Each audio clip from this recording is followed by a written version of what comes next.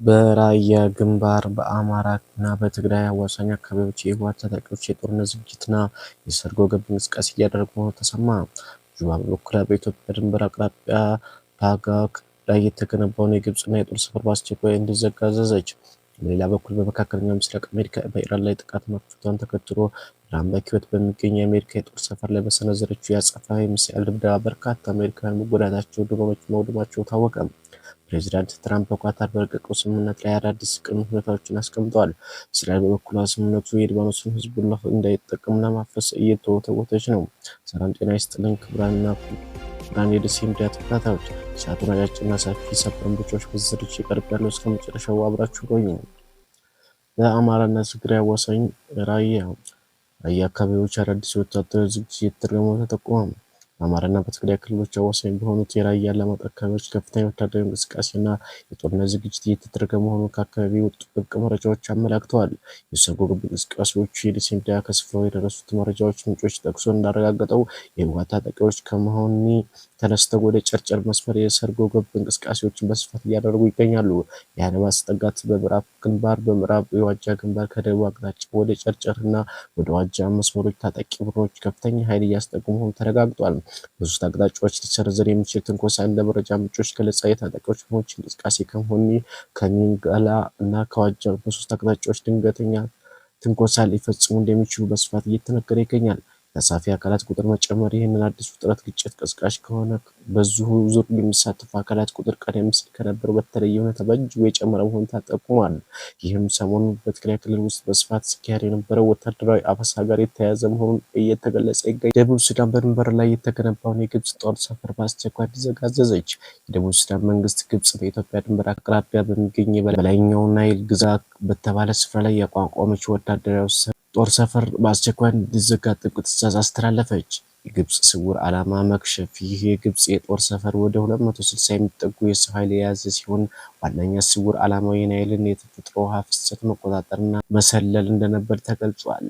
ሰፈሩ እንዲዘጋ መወሰኑ ካይሮ በተፋሰሱ ሀገራት ላይ የነበሩን የቆየ ተጽዕኖ በእጅጉ የሚፈታተን ሆኗል። ከሲኤፍኢ ስምምነት ጋር መያያዙ የፖለቲካ ታዛቢዎች እንደሚሉት ከሆነ የጁባ መንግስት ይህንን ጠንካራ ያለ እርምጃ የወሰደችው ሰሞኑን በይፋ ከፈረመችው የናይል ትብብር ማዕቀፍ ስምምነት መርሆች ጋር በተያያዘ መሆኑ እየተገለጸ ይገኛል። በመካከለኛው ምስራቅ የአሜሪካና ኢራን ከባድ የጦርነት ውጥረት። የመካከለኛው ምስራቅ ቀጠና በአሁኑ ሰዓት እጅግ ከባድ ውጥረት አዝሏል። የአሜሪካው ፕሬዚዳንት ዶናልድ ትራምፕ እና የመካከለኛው ሚኒስትር ፒት ሄግሴት በማንኛውም ሰዓት ጦርነት ለመክፈት ከፍተኛ ዝግጅት ማድረጋቸውን ገልጸዋል። የትራምፕና የሄግሴት ጠንከር ያሉ መግለጫዎች። ፕሬዚዳንት ትራምፕ ከመገናኛ ብዙሃን ጋር ባደረጉት ቃለ ምልልስ ኢራን እስካሁን የታገዝናት ፍላጎት ኖረን እንጂ የምናወድምባት ነገር ብዙ ነው ሲሉ ዝተዋል። መከላከያ ሚኒስትሩ ፒት ሄግሴት በበኩላቸው የአሜሪካ ጦር ኃይሎች በቀጠናው አስፈላጊ ሆኖ ከተገኘ በደቂቃ ውስጥ መጠነ ሰፊ ወታደራዊ ውጊያ ለመጀመር ዝግጁ መሆናቸውና በአረብ ሀገር ሰላጤ ላይ ያለው ወታደራዊ አቀማመጥ ጦርነቱ ከጀመረበት የመጀመሪያ ቀን ይበልጥ እጅጉ የጠነከረ መሆኑን ገልጸዋል። የኢራን አጸፋ ጥቃት በኩዌት የአሜሪካ ጦር ሰፈር ላይ አሜሪካ ራስን መከላከል እርምጃ በሚል በኢራን ላይ የሁለት ዙር ጥቃት መፈጸሟን ተከትሎ ኢራን ባጸፋው በኩዌት በሚገኝ አሊ አልሳሊም የአሜሪካ የጦር ሰፈር ላይ ከባድ የባላስቲክ ሚሳይል ድብደባ ፈጸመች።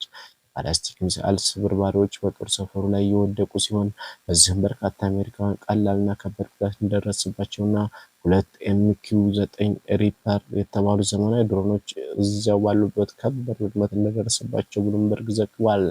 ይህ ጥቃት ባለፈው ሚያዝያ የተደረሰውን የተኩስ አቁም ለማራዘም የሚደረገውን ጥረት አወሳስቦታል። የኢራን ጦር አዛዥ ማስጠንቀቂያ። ኢራን እስላማዊ ሪፐብሊክ ጦር ኃይሎችን ከፍተኛ አዛዥ እና የኮኦርዲኔሽን ጉዳዮች ምክትል አዛዥ ሪያድ አድሚራል ሀቢቦላህ ሳያሪ በሰጡት መግለጫ በሀገራችን ቅዱስ መሬት ላይ የሚሰነዘር ማንኛቸውም አዲስ ወታደራዊ ወረራ ወይም የተሳሳተ ስሌት ከዚህ ቀደም ሀገራችን ከሰነዘረችው ጥቃት እጅግ የበረታና እጥፍ የሆነ ከባድ መቅሰፍት ያስከትላል ሲሉ ጠንከር ያለ የአጸፋ ማስጠንቀቂያ ሰጥተዋል። የዋይት ሀውስ የሁኔታዎች ክፍል ጥቁር ስብሰባና የኳታር ረቂቅ ስምምነት ማሻሻያ። የአሜሪካው አክሲዮስ የዜና ማዕከል የዋይት ሀውስ ከፍተኛ ባለስልጣናትን ጠቅሶ እንደዘገበው ፕሬዚዳንት ትራምፕ አምባሳደሮቻቸውና የዲፕሎማሲ ልዑካናቸውን ከኢራን ወኪሎች ጋር በኳታር ባረቀቁት ጊዜያዊ የስምምነት ረቂቅ ላይ በርካታ መዋቅራዊ ማሻሻያዎች በአስቸኳይ እንዲካተቱ አዘዋል። የሁለት ሰዓቱ ስብሰባ ትራምፕ ይህንን ትዕዛዝ ያስተላለፉት በዋይት ሀውስ የሁኔታዎች ክፍል ውስጥ ለሁለት ሰዓት ያህል ባካሄዱትና ምንም አይነት ስምምነት ባልተደረሰበት ጥብቅ ስብሰባ ላይ ነው። የኒውክሌርና የዩራኒየም ቅድመ ሁኔታዎች ትራምፕ የሰላም ስምምነቱ በአፋጣኝ እንዲጠናቀቅ ፍላጎት ቢኖራቸውም ከኢራን የኒውክሌር መርሃ ግብርና ከከተሞች የነደደ የዩራኒየም አወጋገድ ጋር የተያያዙ አንቀጾች ይበልጥ እንዲጠበቁ ይፈልጋሉ።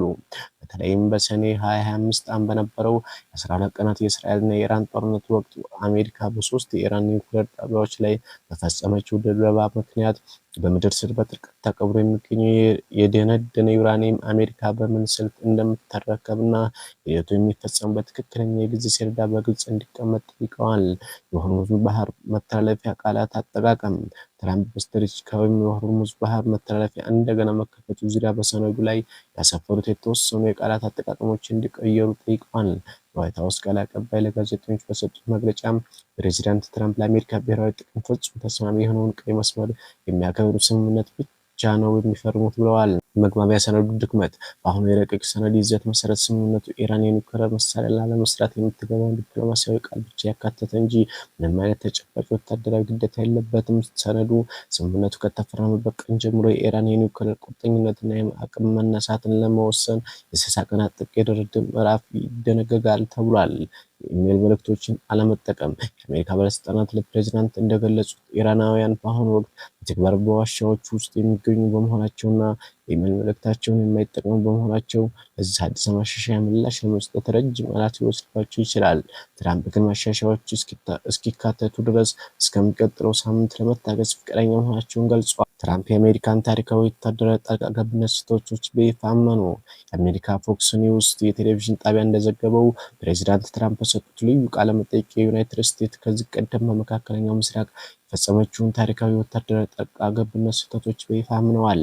የኢራቅ ጦርነት ሞኝነት ነው። ትራምፕ ቀደም ሲል አሜሪካ በኢራቅ ላይ የከፈተችውን መጠነ ሰፊ ጦርነት በማስታወስ የአሜሪካ ጦር ኃይሎች በባግዳድም ሆነ በራሷ በኢራን ግዛት ውስጥ ፍጹም ሊገኙ አይገባም ነበር። እጅግ በጣም መጥፎ እንቅስቃሴ ነው ያደረግነው። የፈጸምነው ድርጊት እጅግ በጣም ሞኝነት የተሞላበትና አሜሪካን ለኪሳራ የዳረገ ነበር ብለዋል። ኢራን እንደ ኢራቅ አይደለችም። ትራምፕ አክለውም ኢራን የተለየ ወታደራዊ አቅም አላት፣ እንደ ኢራቅ አይደለችም በማለት የኢራንን ከፍ ያለ አቅም ገልጸዋል። ነገር ግን ከአውሮፕላን ድብደባ ጋር በተያያዘ የራሳቸውን አስተዳደር ሲያወድሱ ከወራት በፊት እኛ ኢራንን በታላቅ የቢ2ቢ ፈንጅ ጣይ አውሮፕላኖችና ድብደባን ባዳከምንባቸው ኑሮ በአሁኑ ሰዓት ኢራን በእርግጠኝነት የራሷ የኒውክሌር ፈንጅ ኖራት ነበር። ይህ ቢሆን ኖሮ ምናልባትም የእስራኤልን መንግስት አታገኙትም ነበር፣ ሙሉ መካከለኛው ምስራቅ ይወድም ነበር ብለዋል። የኢራን መደበኛ ጦር ሆን ብሎ መተው ትራምፕ ሌላኛው ዓለም አቀፍ ግሩታን የፈጠረ ምስጢር ይፋ ሲያደርጉ የአሜሪካ ጦር በጦርነቱ ወቅት የኢራን መደበኛ ጦር ኃይሎች የእግረኛ ጦር ሆን ብሎ ጥቃት እንዳላደረሰባቸውና እንደተዋቸው ተናግረዋል። የእነርሱ መደበኛ እግረኛ ወታደራዊ ኃይል ትተነዋል፣ ምክንያቱም የሀገሪቱ ወታደራዊ ኃይል በተወሰነ መልኩ መጠነኛ ወይም መካከለኛ አቋም አለን ብለን ስለምናምን ነው። እነርሱ ግን መካከለኛ ያልሆኑ ሌሎች አደገኛ ሰዎች አሏቸው። እኛ ወታደራዊ አመራሮቻችን መርጠን አጥፍተናል ብለዋል። ሰዎችን ሊያስደንቅ እንደሚችል የገለጹት ትራምፕ መላ የሀገሪቱ መዋቅር ማጥፋት ሀገሪቱ ለ40 ዓመታት ራሷን መገንባት እንዳትችል የሚያደርግ ታላቅ ስህተት እንደሆነ ገልጸዋል። የፔንታጎን መረጃ በድብቅና በሲኤንኤ የቀረበው የማጭበርበር ትንታኔ የዋሽንግተን ፖስት እና የሲኤንኤን የዜና ማዕከላት ባወጡት ሰፊ የምርመራ ስልታዊ ትንታኔ በአሁኑ ወቅት በአሜሪካ መንግስትና በመካከለኛው ሚኒስቴር ዙሪያ ያሉ መረጃዎች ከእውነተኛ ወታደራዊ ድርጊት ጋር እንደማይገናኙ ይፋ አድርገዋል።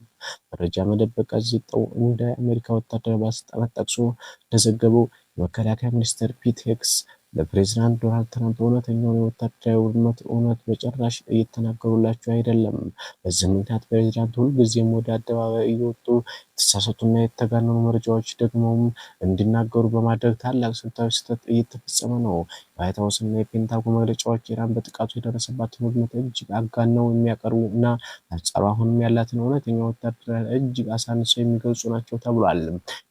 የነዳጅ ዋጋን ለመቆጣጠር የታለመ ማጭበርበር የሲኤንኤን የፖለቲካ ልሂቃን እንደሚሉት ፕሬዚዳንት ትራምፕ ከኢራን ጋር ስምምነት ላይ መድረሱን በተደጋጋሚ የሚናገሩት ንግግር የአሜሪካ የውጭ ፖሊሲ በቀጠናው ላይ የገጠመውን ከፍተኛ መዋቅራዊ መናገር በመሸፈንና በዓለም አቀፍ ገበያ ላይ የስነ ልቦና ጦርነት በመጠቀም የነዳጅ ዋጋን ለመቆጣጠር የታለመ ታላቅ ማጭበርበር ነው ሲሉ አጋልጠዋል።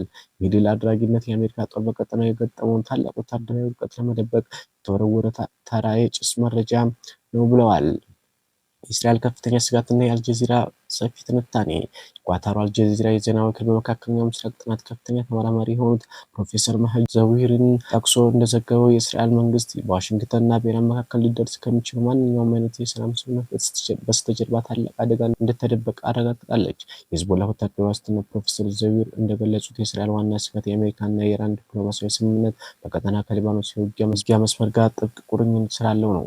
ይህ ዲፕሎማሲያዊ መስመር ማገናኘት በመጨረሻ ምዕራፍ ላይ የሊባኖስ ሂዝቦላ ያለውን ግዙፍ ወታደራዊና የሚሳኤል አቅም ሙሉ በሙሉ ሳይነካ በይፋ እንዲያስቀጥል ትልቅ ዋስትና ይሰጠዋል። ቦታዎችን የመልቀቅ ግዴታ። ይህም ስምምነት የእስራኤል መከላከያ ኃይል በደቡብ ሊባኖስ በከባድ መስዋዕትነት የያዟቸውን ስልታዊ ቦታዎች በሙሉ በአስገዳጅነት ለቆ እንዲወጣ ሊያደርግ ይችላል። ወደፊት የአሜሪካ አስተዳደር ስጋት። ተንታኞች አክለውም እንደሚያስጠነቅቁት ወደፊት ወደ ነጭ ቤተመንግስት ሊመጣ የሚችል ማንኛውም አዲስ የአሜሪካ ፕሬዝዳንት ወይም አስተዳደር ዶናልድ ትራምፕ ለአሁኗ እስራኤል የሰጧቸውን ወታደራዊ ጥቅሞችና ይሁንታዎች በሙሉ ሊያከብሯቸው ይችላሉ የሚል ስጋት ተደቅኗል። ይህ ከሆነ እስራኤል በቀጠናው ላይ ያለ ምንም የአሜሪካ ወታደራዊ ድጋፍ ለብቻ እንድትቀር ሊያደርጋት ይችላል። ሂዝቦላ ግን የኢራን ሙሉ ወታደራዊ ድጋፍ ይዞ በድንበሯ ላይ ታላቅ ስጋት ሆኖ ይቀጥላል። እስራኤል ስምምነቱን ለማፍረስ እየወተወተች ነው። እስራኤል በአሁኑ ወቅት በአሜሪካና በኢራን መካከል የሚካሄደውን ድርድር ሙሉ በሙሉ እንዲፈርስ ወይም ዳግም ከስምምነቱ መሀል የሂዝቦላና የሊባኖስ ጉዳይ እንዲወጣ ትፈልጋለች። ካልሆነ ግን ስምምነቱ ለእስራኤል ትልቅ ስጋት ሆኖ እንደሚቀጥል በመግለጽ ዋሽንግተን ከስምምነቱ እንድትቆጠብ ከፍተኛ ሁኔታ እየወተወተች ትገኛለች። ከሀገር ውስጥ እስከ መካከለኛው ምስራቅ የሰበሰብናቸው ሰፊ የሰዓቱ ዝርዝር መረጃዎች እነዚህ ነበሩ። ሌሎች ወቅታዊና ሰበር መረጃዎች ተመልሰን እስከምንደርስ ወደ ሰሚ ሚዲያ ቻናላችን ሰብስክራይብ በማድረግ አብራችሁ ቆዩ።